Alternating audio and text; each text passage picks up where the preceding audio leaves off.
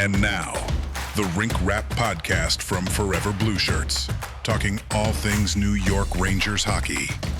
Here's your host, Jim Cerny. What's up, Blue Shirts faithful? I'm Jim Cerny. This is the Rink Rap Podcast at Forever Blueshirts. Thanks for joining us again this week. And maybe a little bit more pep in your step, even though you got, a couple hours fewer sleep last night.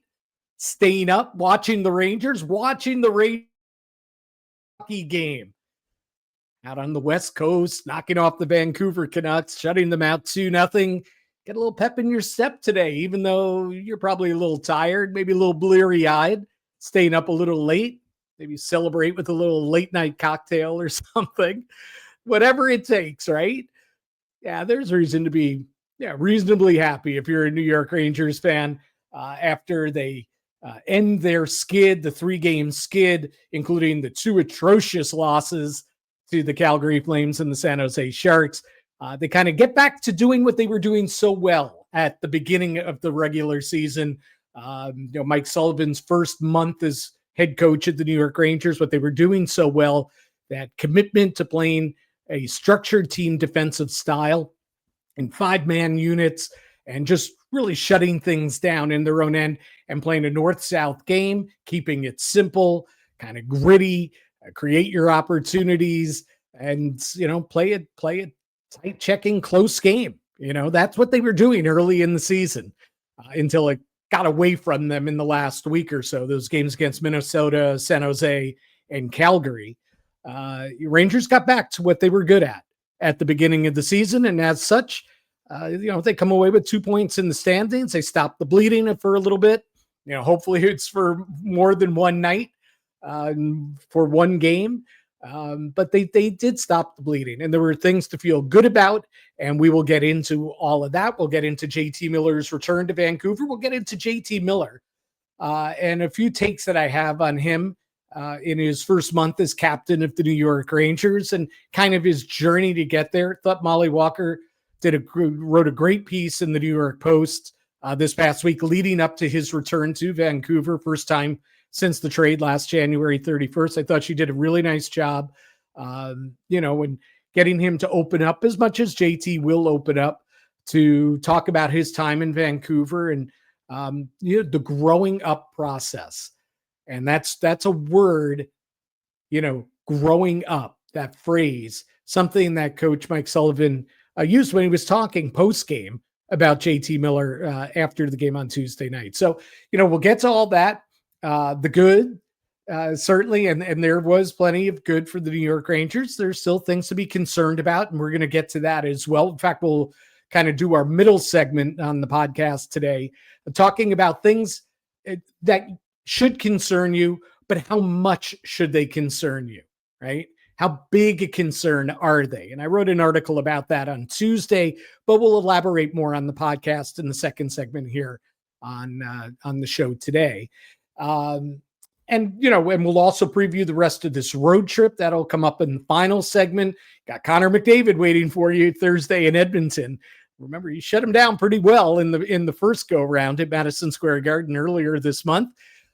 Let's see if the Rangers can do it again. Again, we'll get to, that preview, injury updates, all of that. So we've got news, we got analysis, preview a little bit, a lot of thoughts, a lot to share on the Rink Rap Podcast.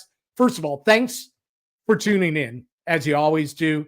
The numbers have been great. We really appreciate the support. Like and subscribe on YouTube. Like and subscribe on your favorite podcast outlet, wherever you digest your podcast. Certainly, if we're part of the Odyssey family now, so make sure to catch us there. But if you're over on Apple, wherever you are, make sure to like and subscribe and continue to follow us. Thanks for following me on X at Jim Cerny, following us on X at Forever Blueshirts. Let's see. And of course, follow us and come to the website often, every day. We're updating with the latest news and analysis and all things New York Rangers, foreverblueshirts.com. And I appreciate your attention to detail. Attention to detail is a phrase that Sully loves. We hear it from JT Miller as well, the leadership group. Attention to detail. but I appreciate it from you as well.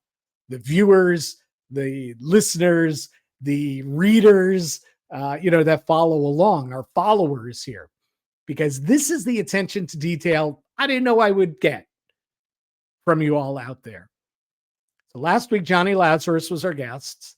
We did 2 podcasts last week. We did a really long version, a big version earlier in the week. Johnny Lazarus was a guest, and then followed it up with kind of just like quick hits, thoughts after that just putrid loss to the San Jose Sharks at home, the 6-5 overtime loss.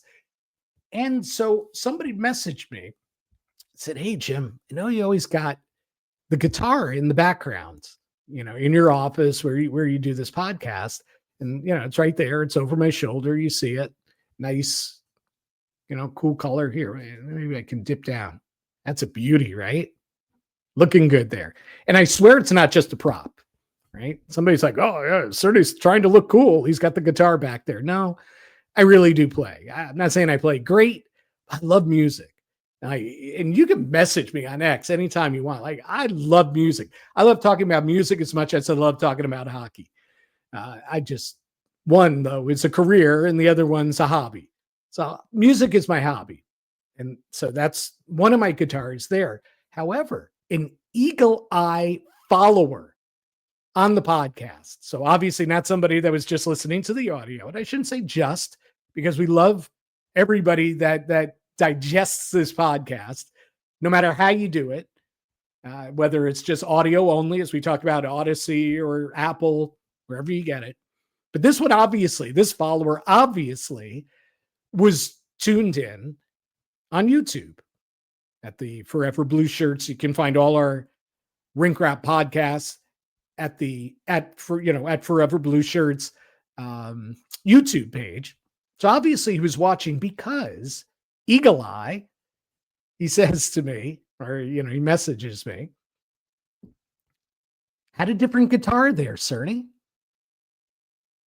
This was after last week. "Had a different guitar. Didn't see the Les Paul.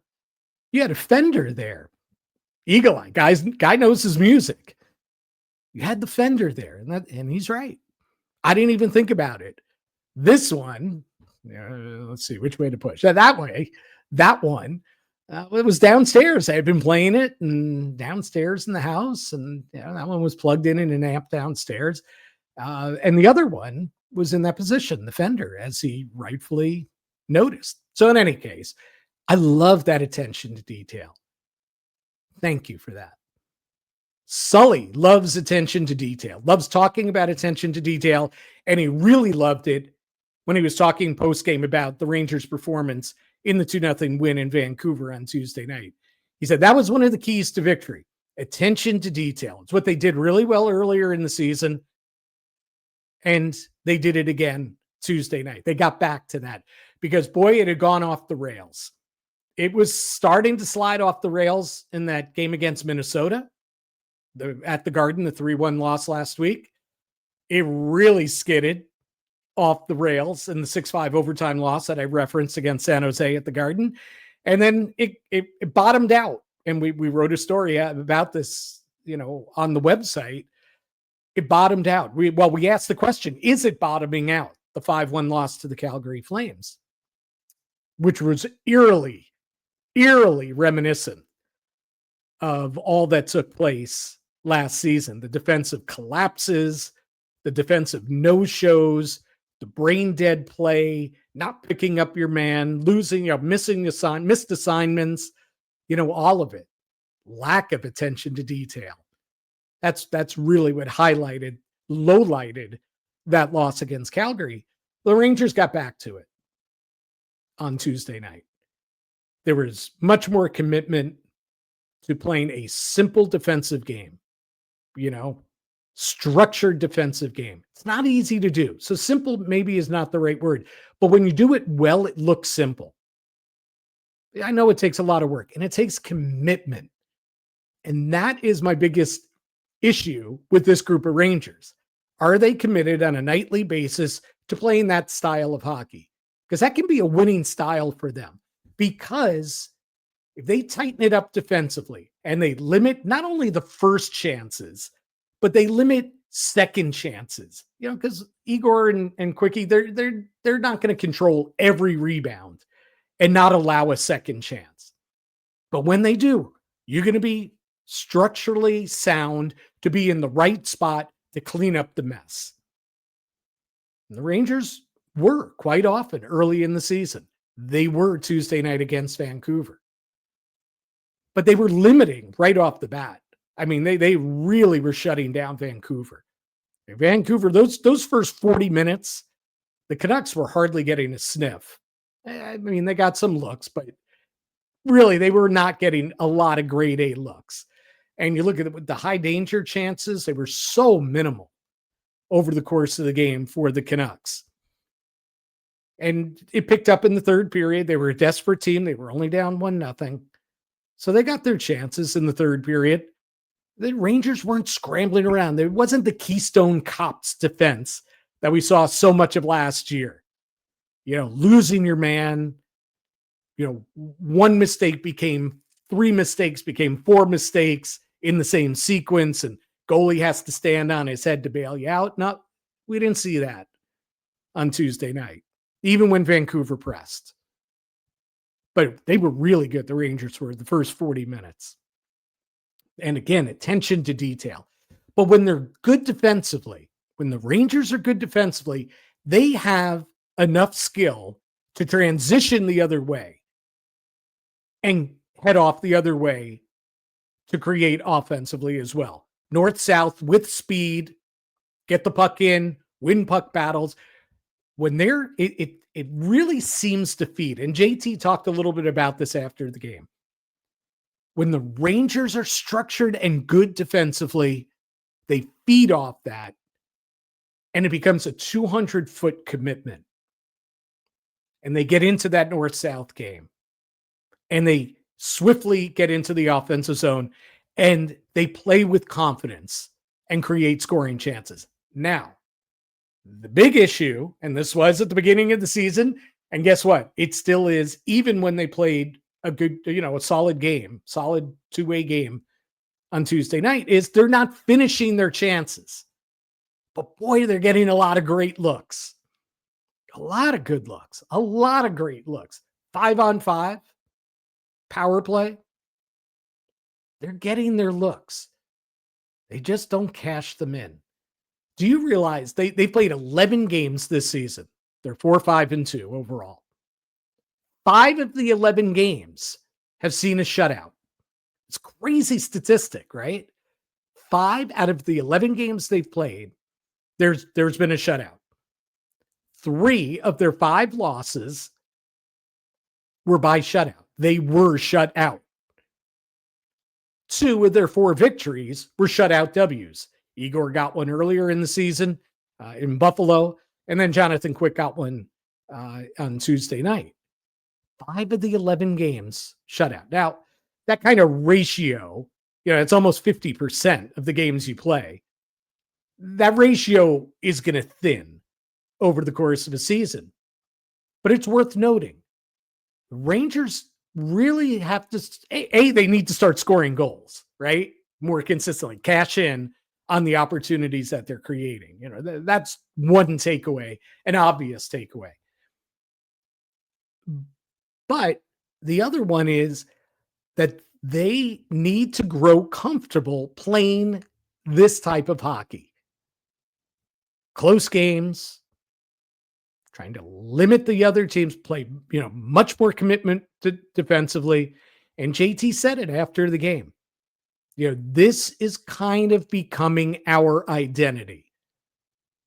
We don't want to be who we were, run and gun, trade chances like crazy with San Jose. We don't want to be the team that was so poor in their own end and was reminiscent of 24-25 season as they were in Calgary. We don't want to be that team. We don't want to be the team we saw against the Sharks. We're building an identity still. It's a new season, got a new coaching staff. We're building a new identity. And we're learning that this is becoming a big part of our identity. Grind it out. These games are going to be tight. We're not scoring a lot. We have the ability, we have the names on the roster, the names in the lineup to score more than we are. And this is me speaking, not JT. I do believe that the goals are going to keep coming if they keep working at it, right? If they keep getting these looks, they're going to score more. But again, it starts in their own end, and the Rangers need to become comfortable with this changing identity. Okay? And it takes a team-wide commitment, a team-wide buy-in to what Mike Sullivan is selling to this group. But you see the payoff, right? You see the payoff. That was a good win last night, Tuesday night. That's the payoff. Committing to that defense and then seeing, and you could just see how they play with confidence then going the other way offensively. And they created plenty of scoring chances. They need to score. I get it. But they need to become comfortable with this style as well. So now the question is, over the course of 82 games, do you get your best players to buy in much, much, much, much more often than not to really make this your identity of who you are, to be a gritty, difficult team to play against night in, night out? So Artemi Panarin going to buy into that. Mika Zibanejad, who's, listen, no issues with his compete level through 11 games this season. But is he going to commit to that? Can they? Yeah, that's part of it. Will they? Can they? That's two different questions. Alexis Lafrenière, another one, right? Go up and down that lineup. The defensemen. Are the defensemen good enough to routinely play that style and shut down opponents? That they were doing pretty well earlier in the season, and they did a much better job of on Tuesday night. Are they good enough to play that way? That six-man unit. So that's where we are. Again, feel good about the win. It's 2 points. Listen, I can throw the caveat in there that we know the Rangers are without Matt Rempe, they're without Vincent Trocheck, but look at that Vancouver team. Oh, no Quinn Hughes. I mean, they're a completely different team when Quinn Hughes isn't running point for them, when he's not out there playing his league high 27 minutes a night. They really miss him. Then they have 6 other guys on IR, including the 2 former Rangers. Victor Mancini landed out on IR when he filled in. He got hurt filling in for Quinn Hughes, who was hurt on Sunday. That's how it's going for the Canucks right now. And of course, Philip Hedl didn't play again. So the 2 games since the January 31st trade between these teams last year, one last March at the Garden and Tuesday night in Vancouver, Philip Hedl missed each of them because he was on IR with another head injury after a big hit. And we touched on it last week. We touched on it on the last couple podcasts. Just feel real sorry for him. He's a good guy. Yeah, I mean, he is a good guy, really talented player. And I don't know where his career is going to head with all of these head injuries that he has sustained. And more importantly, where his life is headed. The rest of his life is headed as he stacks one injury on top of another. 26 years old. That's it. He's 26. Just got married. His whole life ahead of him. Here he is laid out by Tom Wilson, and he's on IR again. He's been with the Canucks since January 31st last season. He's already had 2 stints on the IR, one last season, one this season, because of head injuries. And of course, we know his history with the Rangers as well. So I digress. My main point here was the Canucks, who I think are a middling team anyway. We're a middling team, middling opponent with not a lot of resources in their lineup against the Rangers on Tuesday night. But listen, the Rangers should have beaten the Calgary Flames too, the worst team in the NHL, heading into their game on Sunday. They didn't. They should have beaten the San Jose Sharks at home. They put up a 5 spot against them. They still lost in overtime 6-5. They should have won. They didn't. So yeah, should they have defeated the Vancouver Canucks, roster to roster, hungry, going back in JT Miller's return? Should they have won that game? Yes, they should have. And they did. Good for them. They needed those 2 points. They needed the win. They needed to stop the negative talk. Now they have to back it up against Connor McDavid and company on Thursday. And again, we'll get to that in our third and final segment, okay? Couple thoughts on JT Miller, and then we'll take a break. I thought he handled himself really, really well in his return to Vancouver. He didn't sidestep. He didn't run away from the issues that led to his trade out of Vancouver last season. The public dispute with Elias Pettersson. He didn't run and hide from it. He touched on it. Now, as expected, he's a guy that likes to play it close to the vest. We talk about him. He wears his heart on his sleeve, and he does. The way he plays, the passion that he plays with. But he doesn't want to share too much of what's in here, though. Whether they be issues or past history or whatever. That's why I thought Molly did a really good job in her post article that I referenced earlier.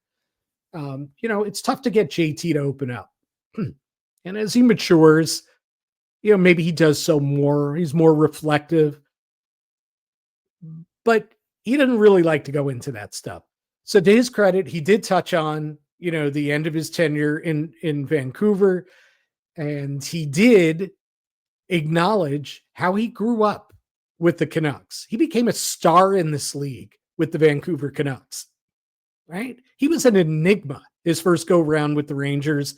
And then, during his brief tenure with the Tampa Bay Lightning, he was an enigma. He was a disappointment for the most part, right? Not quite living up to the expectation of being the number 15 overall pick in 2011. And then it came together in Vancouver, got that opportunity, top 6, and really became a star in this league, right? 3 seasons of more than 80 points. He had I think it was 21-22. He had 99 points. And 2 seasons ago, he had 103 points, 37 goals, 103 points. He became one of the best players in the NHL out in Vancouver. And he acknowledged all that. And he acknowledged how the fans, for the most part, really supported him during his time out there, and the relationship that he had with them and that he had with the organization.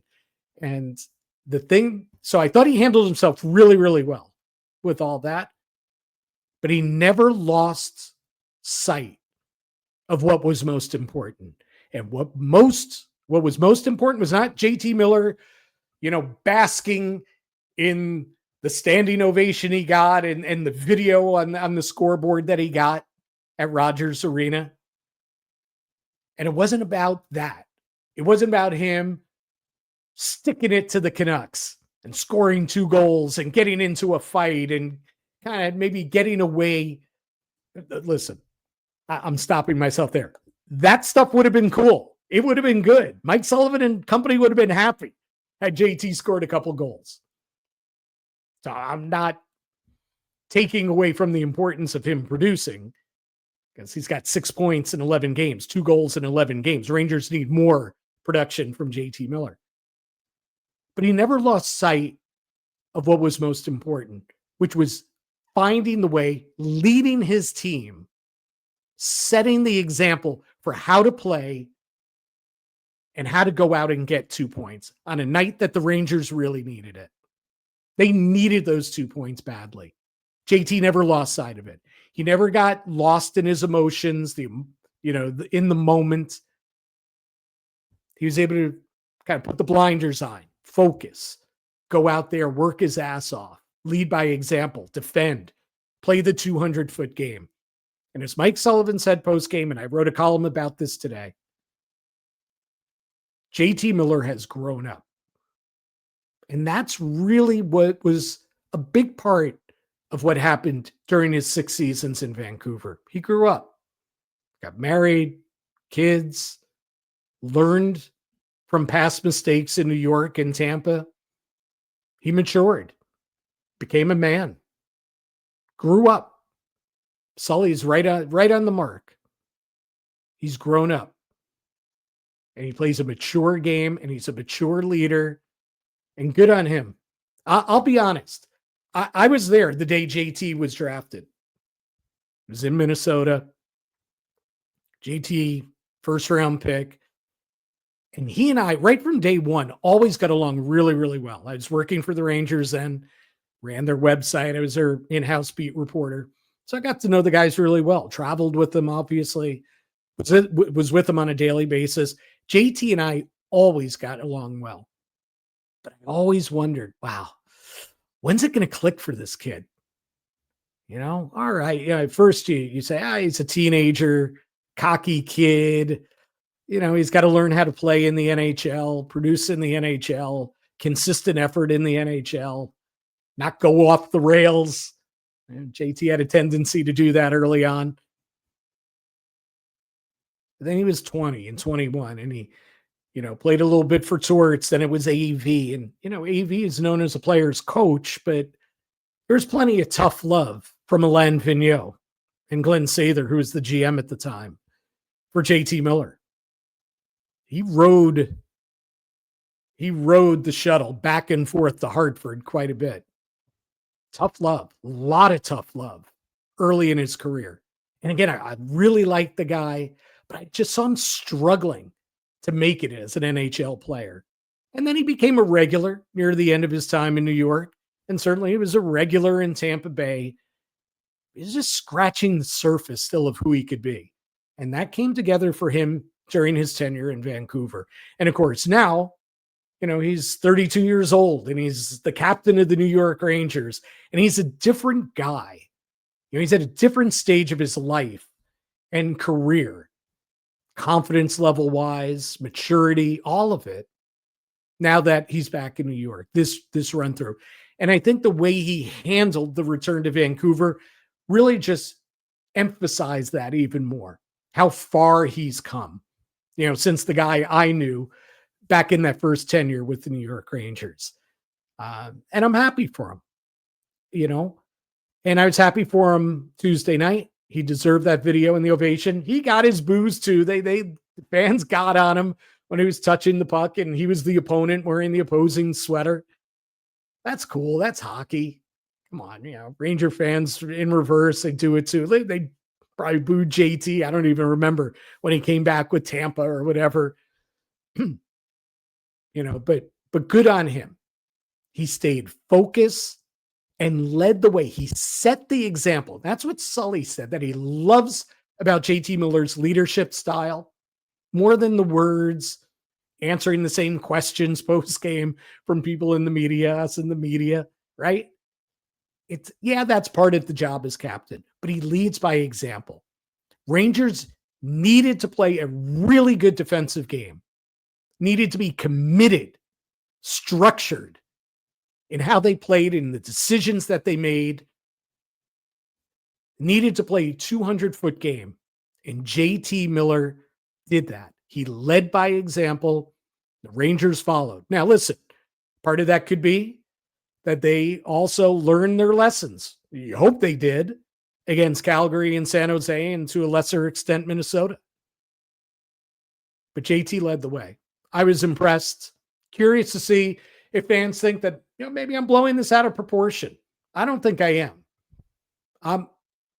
I'm taking to his leadership, and we'll get into this in the next segment. When Vincent Trocheck comes back, and you have kind of the two-headed, I'm going to call it two-headed monster just because it's a cliche. It's a phrase. But if you had that two-headed leadership monster, again, in quote, air quotes, of JT and his best buddy, Vincent Trocheck, things should really, really come together for the Rangers. Doesn't mean they're going to, that's a guarantee they're going to be a playoff team, right? But what it does, I think, guarantee is that you're not going to see the same collapse that you did last year when things went badly. Because even when the Rangers' effort wasn't great against Calgary, right? But it wasn't a mail-it-in performance. How many mail-it-ins did you see in 24-25? Right? And even when things weren't going great for the Rangers, puck hasn't been going in, getting shut out at home, still haven't won a game at Madison Square Garden this season, I don't see the quit. Like, they didn't quit against San Jose. They didn't play well. They made a ton of mistakes. They can't be giving up the crazy chances they were giving up, against San Jose. But the compete level was there. And I thought they competed in Calgary as well for the most part. I don't think it was a great game. I don't think it was their best compete level.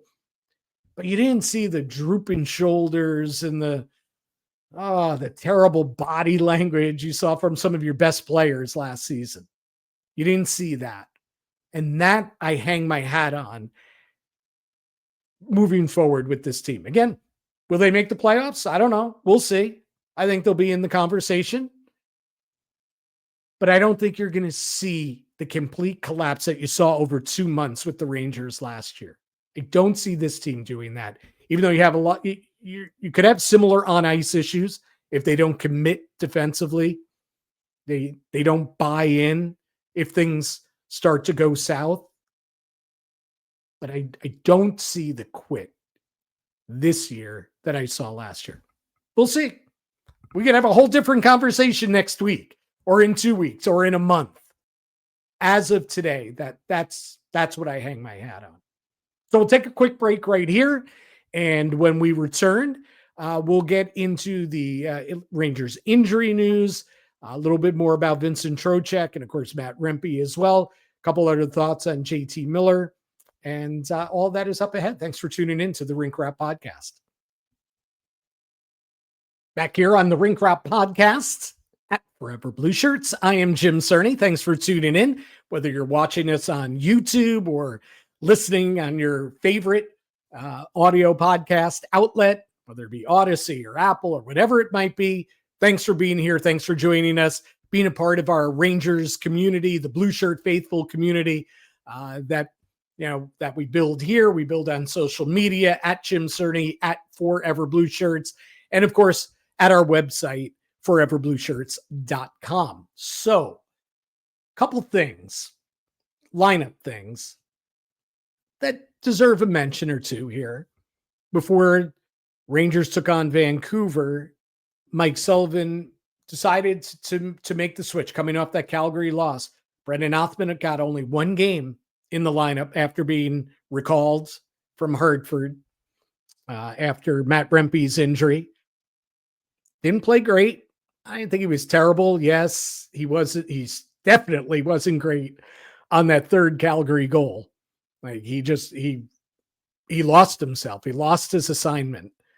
And of course, Sharangovich skated right down the middle of the ice and got past and was able to bank it in off Igor, and 2-1 became 3-1. And what actually could have been a 2-2 game, because down at the other end of the ice, Brendan Othman was one-on-one against Dustin Wolf, set up perfectly. The defensemen were drawn the other way. He was all alone, and he didn't even force Dustin Wolf to make a save because he missed the net completely. So yeah, Brendan Othman got his one game on the third line, and then he was scratched in favor of Johnny Brodzinski in Vancouver. And so I had some fans reach out to me and applaud Mike Sullivan for, not burying, but taking the kid out of the lineup. He's never going to make it in the NHL. Look at him. Look, he's terrible defensively. He's that, he's this, he's that. I will agree with Johnny Lazarus, who was on the show last week.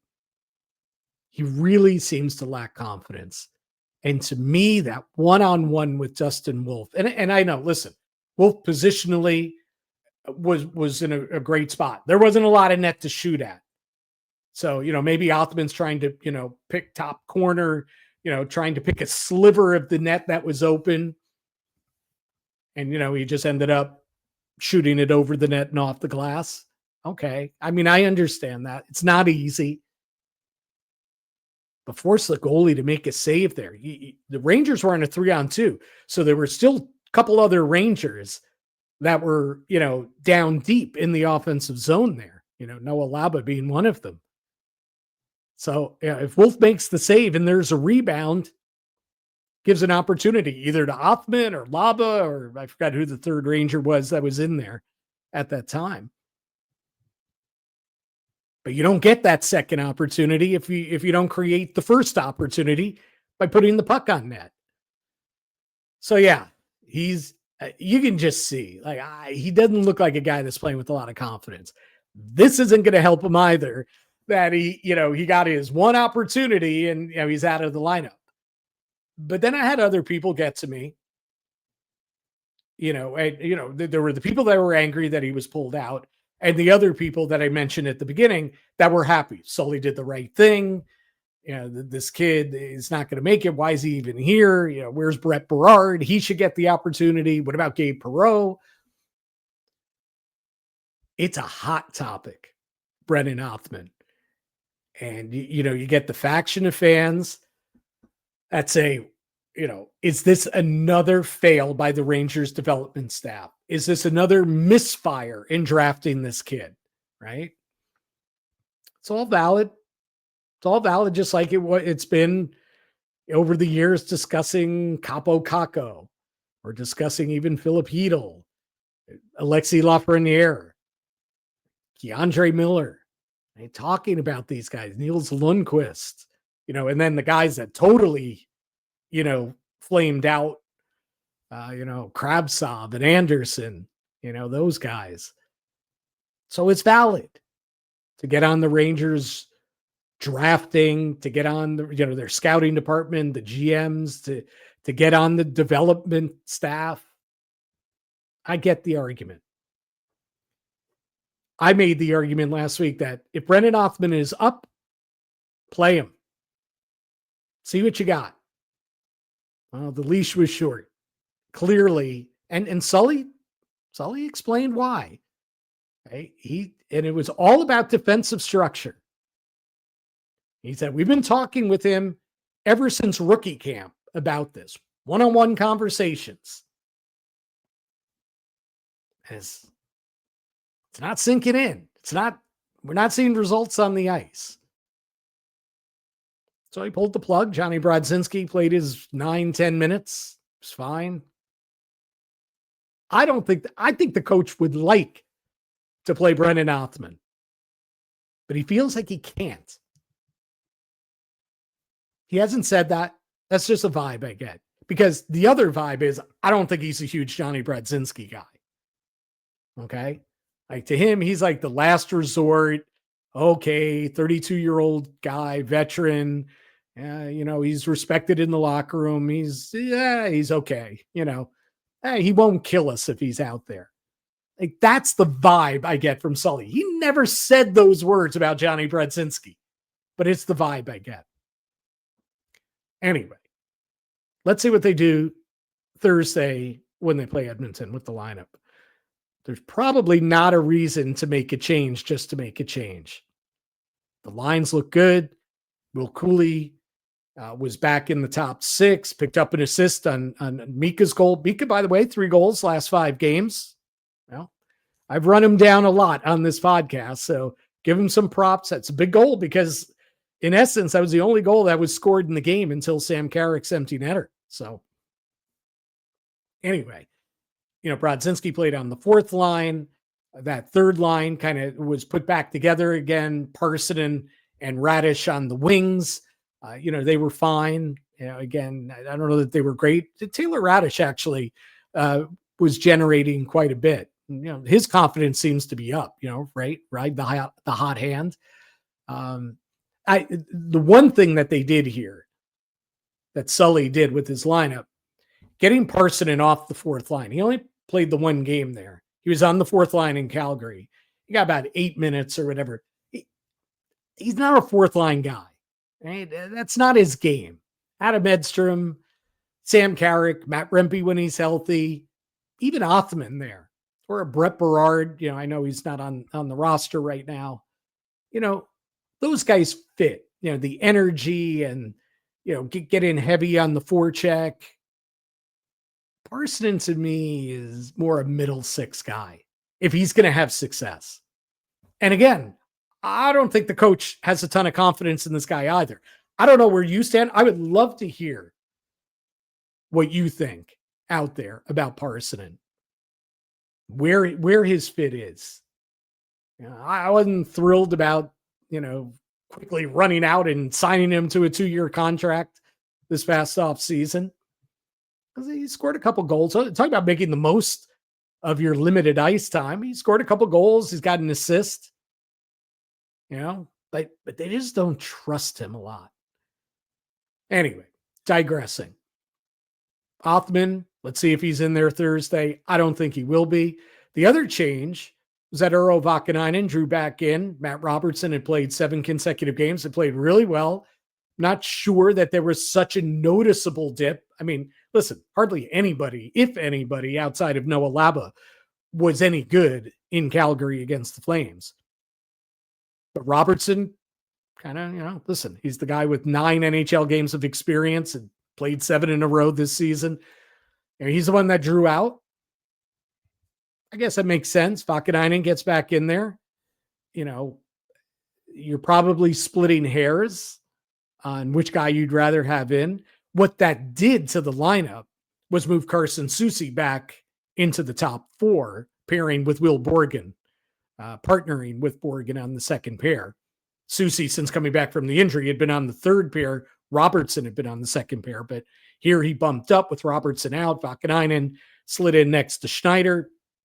Listen, the results, the eye test, it was all pretty good. So I don't expect any changes for Thursday. We'll see. Coach may have, different ideas for sure. But of course, all of this is set up, or at least among the forwards, not the defensemen, by the fact that Matt Rempe is going to be out longer term. He's missed 2 games already with an upper body injury after the fight with Ryan Reeves. Ironically, the first time he drops the gloves all season. And Matt Rempe suffers what appears to be a very significant injury, though we don't know what it is. Okay. So he's going to be out. Vince Mercogliano was saying that he's got sources telling him that we're talking, months that he's going to be out. Of course, that fits the longer term category, but that's a blow because Rempe really is a driving force on that fourth line. It's been playing really well. There's really good chemistry with him, Carrick, and Edstrom. But Rangers going to have to find the spark elsewhere. And certainly Carrick and Edstrom bring it. Carrick brings it every game. That edge and that energy. But now they're going to have to find who's going to be the fit there because that was a trio right from the start of training camp and all the way through the first, 9 games of the season until Rempe got hurt. But that's certainly bad news. Good news, Vincent Trocheck's back on skates. He's missed 9 straight games on LTIR, upper body injury. Again, we don't know what it is, but it was enough that kept him off skates, all this time. But he started skating on Monday. It's a good sign. He's due to come off LTIR or eligible to come off LTIR on Saturday. Don't think we're going to see him against the Kraken, but will we see him when the Rangers return home next Tuesday? That'll be a week on skates. Not necessarily skating with his teammates, though. So we might see him later in the week, depending, if all goes well. We're just guessing here. But man, do you miss Vincent Trocheck. Man, did they miss Vincent Trocheck. As a leader, as I touched on earlier, kind of be the consigliere to JT Miller, the captain, the godfather, if you will. Those guys being in lockstep as leaders in the room and post-game talking to the media and on the ice, being the epitome, the leaders, the epitomizing what the Rangers should be on the ice, what they're committed to. Not to mention the 21 minutes he plays, the big face-offs that he wins, one of the best in the league, plays in every situation, top power play unit, top penalty kill, in your top 6 as a center. Yeah, they miss him. They miss him. 4-5-2 overall, 3-4-2 without Vinny Trocheck in the lineup. It's going to be a big boost when they get him back. And once he finds his stride, gets his game going, it's going to be good. And the news was good that he's back skating. So when we return, one more segment to go. We'll look ahead and get to another couple news and notes. This is Rink Wrap at Forever Blueshirts. Welcome back to the Rink Wrap Podcast. I am Jim Cerny. And of course, Blueshirts or foreverblueshirts.com is the place for all of your Ranger news, analysis, recaps, previews, news, everything that's going on, all things New York Rangers. Make sure to head on over to our website, foreverblueshirts.com. Thanks for following and liking and subscribing to the podcast at YouTube and also on whatever your favorite audio outlet is. Quick wrap up here before we get into the look ahead. I know I teased this at the beginning, thought we'd get to it in the second segment. We'll do it just real quickly here. Did a column this week, the concern-o-meter, right? Things that have happened at that point in the first 10 games of the season, trends, things that you should be concerned about, or the New York Rangers should be concerned about. And then kind of grading, where exactly on the level of concern does this rank? So, for example, Igor Shesterkin allows 11 goals in consecutive starts against the Sharks and Flames, right? How big a concern is that? Has he lost it? I think I had him at 2 out of 10 on the concern-o-meter. Not concerned about Igor Shesterkin. Brilliant to start the season. Not good at all in those 2 starts. Nothing short of him being really hurt leads me to believe that he's in an utter free fall. He is still elite. He is still Igor Shesterkin. Very low on the concern-o-meter for me. But what about Alexis Lafrenière? There's a good one, right? You talk about hot topics for Ranger fans. Tough decisions for the Rangers. He's getting career high ice time. He's played power play 1, all the talk about it. He's never had that opportunity, on a consistent basis. Well, with Trocheck out of the lineup, he's been a regular on power play 1, getting his regular top 6 minutes, 5-on-5. He's driving the play. The analytics look good. Even the eye tests, he's getting scoring chances. I mean, grade A scoring chances left and right. But he's not scoring. He's not producing. He still has some pretty crappy defensive moments. I'm not a plus-minus guy. But -3 against San Jose, followed by -3 against Calgary, -10 in the first 10 games. Yeah, there's something to that, I think, if you watch. But I get it. Right? The analytics are great on him, and they should be. Like, he drives play. He always has in his career. But you got to finish. You got to you help your line mates finish. And Lafrenière, what is he now? 1 goal, 3 assists in 11 games. Last year was overall production-wise a disappointment. Step back. Is this just who he is? He's going to be an analytics darling. He's never going to become a star in this league. That's high on my concern list. Igor, not too concerned. They're home ice disadvantage. They're winless at Madison Square Garden this season. Yeah, there's some concern with that. They weren't great at the Garden last year either. But, that's like a middle concern for me. And there are other things, Brennan Othman, is he really not going to be an NHL player? Is he not going to pan out? Okay, that's on the concern meter too. But Lafrenière, that's high up on the concern meter, right? I'm not saying it's 10 out of 10, but it's up there. I think there's concern. He's a nice player. Is he going to be a star? Number 1 overall pick 2020. And I know the whole history and blame the Rangers for development and, the COVID years. He was, he entered the NHL during the time of COVID. And of course, his draft year was a COVID year, the first COVID year. Well, I know all the reasons and the excuses, if you will. But at the end of the night, how, like, if he doesn't score at least 25 goals and get at least 50, like, isn't that a low bar for this guy? But is that just who he is? Like, to me, that makes him like a good player in the NHL. And you take it, like, especially now, nobody's scoring for the Rangers. He's a difference maker in the 24 playoffs. Difference maker. Especially in the conference final against the Panthers. When others, their games fell off, they shied away from Florida, he took it to them. He was driving, not only driving the play, but he was producing. Where is that guy? Where was he last year? And I get, there are some people that love Laugh. And I don't hate the guy.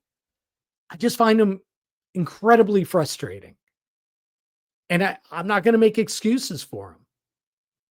But I think he's a very good player. And I recognize, that the analytics don't lie. Like, he really drives play in a positive way. And he's had a gazillion great looks to start this season. But he just doesn't produce. A star player produces. Sure, star players go through scoring funks and all that. But a star player produces. Lafrenière has not done that consistently in his career. Top of my concernometer. There are other things on there as well. Is Will Cuylle, is he a top 6 player? Maybe he's better suited to being a middle 6 guy right now. Right? Maybe he's more comfortable in that third line role. Maybe he doesn't quite mesh with high-powered offensive players on a regular basis, like Artemi Panarin, for example.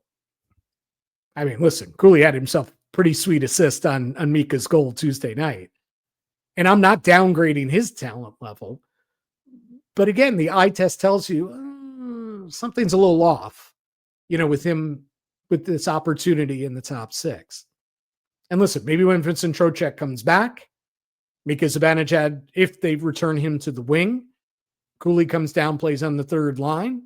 Maybe then everybody's slotting in where they should be at this point in time. I'm not saying Cuylle can't be a top 6 player and be a 25 goal guy or more, whatever, over the course of his career. But maybe at this point in time, maybe he's better suited to being on the third line with Laba and Radish. Or Parson if he's in there. Again, concernometer.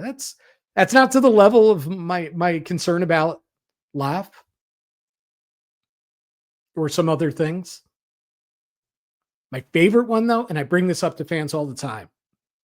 How concerned are you that it's 24-25 all over again? You see that San Jose game, you see that Calgary game, PTSD, same guys, same crap, same thing as last season. I don't think so, because I think the compete level is much better this year. And I think there's more buy-in to a commitment to playing defensively. So I don't think it's the same old from last season. There are elements of that that are going to creep into their game. But again, I know there's a whole host of Ranger fans concerned about that. In any case, we'll talk more about things to be concerned about, because every week there's something to feel great about and there are other things to be concerned about. But check out the article and tell me what you think online. Rangers Concernometer through their first 10 games. It still applies, even though they've now played 11 games. It's up at Forever Blueshirts right now. Okay, week ahead, Thursday, Edmonton. The road trip continues. Really important for the Rangers to build off, a well-played game Tuesday night. It's a step up in class, playing the 2-time defending Western Conference champion, Stanley Cup finalists. The team that the Rangers really shut down at Madison Square Garden earlier this season. Connor McDavid, Leon Draisaitl, they were shut down by the New York Rangers. JT Miller played a hell of a great defensive game for the Rangers matching up against Connor McDavid. But it was a team-wide effort, from the defenseman, from Igor Shesterkin all the way on out. But the defenseman, the forward group, remember Edmonton broke up. They had Draisaitl and McDavid together to start the game. They broke them up later in the game. So the Rangers had to contend with, we just don't have to load up and worry about this line. We got to worry about two lines with two superstars, and they shut them down.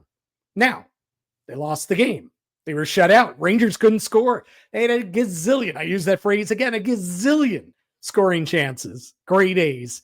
But Stuart Skinner was better than they were that night.